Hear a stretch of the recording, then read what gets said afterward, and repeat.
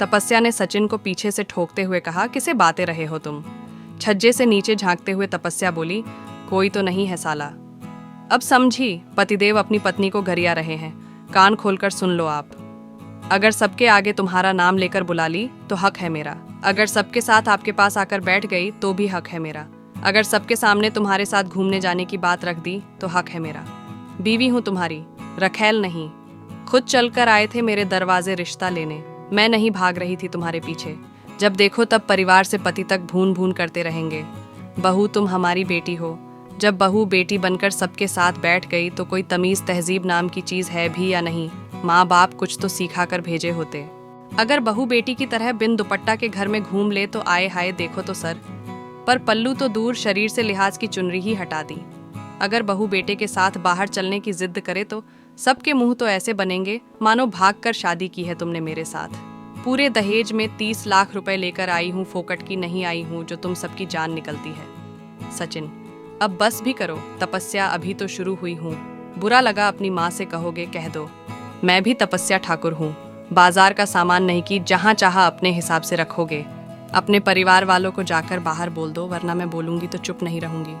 आगे का कहानी जानने से पहले हमारे चैनल को लाइक करें और सब्सक्राइब करें। तपस्या ने उसी दिन एक सोशल मीडिया पर वीडियो पोस्ट की। आज ये मैसेज उनके लिए जो शादी करना चाहते हैं, उनके लिए भी जो शादी कर चुके हैं, उनके लिए भी जो बहू को बेटी का दर्जा देने का आबोहवा बनाते हैं। सभी ससुराल वालों, कान खोलकर सुन लो।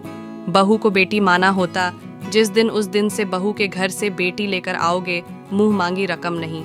लाखों के डिमांड करने वाले ये खोटे ड्राफ्ट हमारे पिता को मंत्रमुग्ध कर कैसे लेते हैं। जेब गर्म करके फिर बोलते हैं जोड़ी तो ऊपर वाले बनाते हैं। साला भगवान को भी नहीं छोड़ते हैं ये लोग।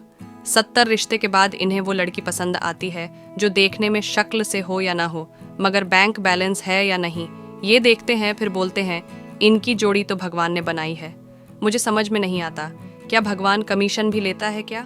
दूसरा, पति लोग कान खोलकर सुन लो। मैं वही हूँ जिसके लिए तुम पूरी दुनिया के सामने झूमते हुए हजारों का झुंड लेकर मेरे दरवाजे आए थे। मैं वही हूँ जिसके साथ तुमने पूरे भरे समाज के बीच मेरे गले में अपने नाम का जयमाला डाला। वही हूँ जिसके साथ तुमने चिपक चिपक कर फोटोशूट कराया, तब कहाँ थी तुम्हारी शर्म? मैं वही हूँ जब इसी पूरे लोग के सामने तुमने मुझे मंगलसूत्र पहनाया, मांग में सिंदूर डाला, तब क्यों नहीं डरे?